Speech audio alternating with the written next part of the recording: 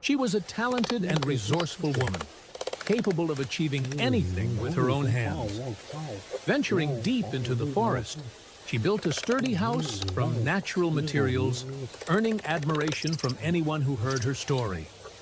Yet, behind her impressive skills lay a shocking secret. The house was not just a testament to her survival prowess, but also a hidden haven for an illicit affair with another man, where she conceived and gave birth to a daring new life. Good. Oh. Good. Oh, it's dirty. Oh. Good. Jumbo.